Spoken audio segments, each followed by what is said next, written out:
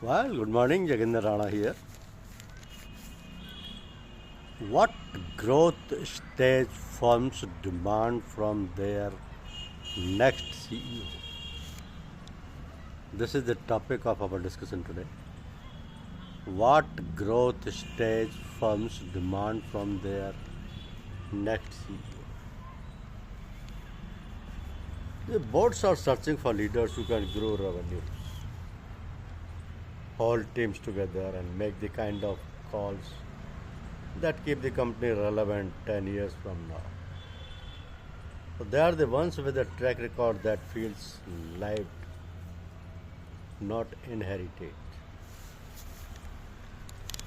Sit in on any boardroom discussion about a growth stage company, and you will notice something quickly. The conversation is not about the charisma or even just about vision, it is about evidence. At this delicate stage, boards are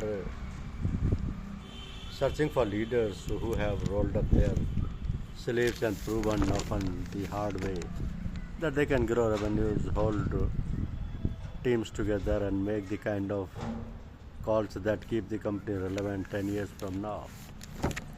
So CEOs who stand out are rarely those with the flashiest resumes. They are the ones with a track record that feels lived, not inherited. And that track record usually rests on five very human, very demanding qualities. First is commercial acumen grounded in detail.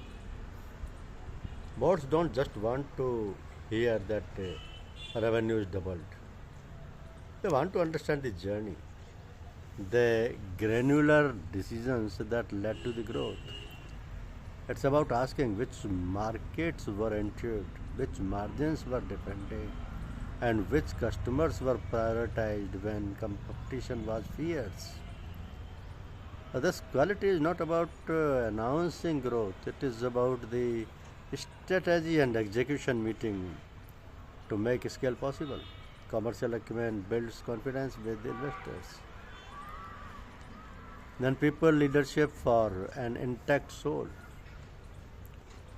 High growth is inherently exhausting and relentlessly tests the loyalty, culture, and operational resilience of a team.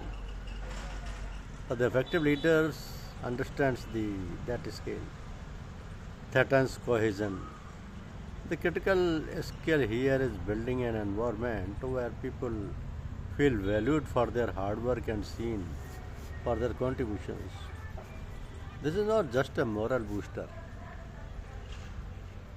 it's a strategic necessity that yields the longest lasting results. While certain investments may appear as purely financial decisions, their true impact lies in the clear messages they send.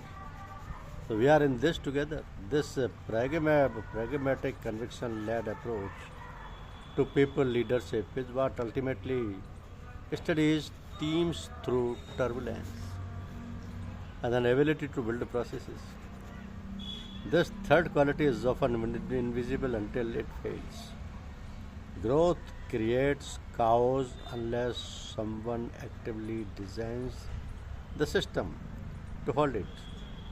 I've seen boards really focus on candidates who can point to the dashboards they created, the customer frameworks they introduced, or the financial discipline they successfully embedded.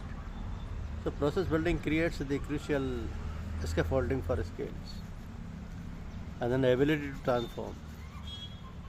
Equally important is the ability to transform, even when it means questioning the buzz of the moment.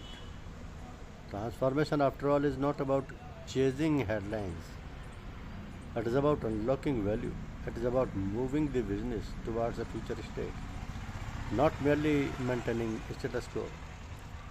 This ensures that value creation does not stall, and then courage in its purest form Finally, there is a courage in its purest form. These are the moments when a CEO makes a decision that feels reckless in the short term but is visionary in hindsight. It is the nerve to pivot away from a dependable cash flow towards an unproven subscription only model.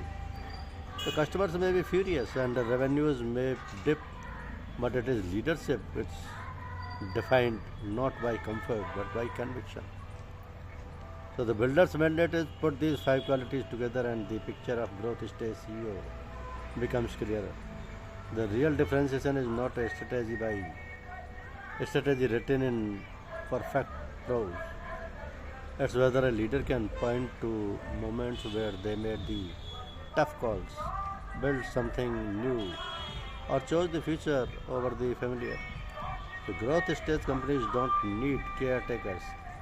They need builders, they need CEOs who can balance today's demands with tomorrow's possibilities and who have the courage to carry both on their shoulders. The growth stage companies don't need caretakers, they need builders, they need CEOs who can balance today's demands with tomorrow's possibilities and have the courage to carry both on their shoulders. Thank you very much.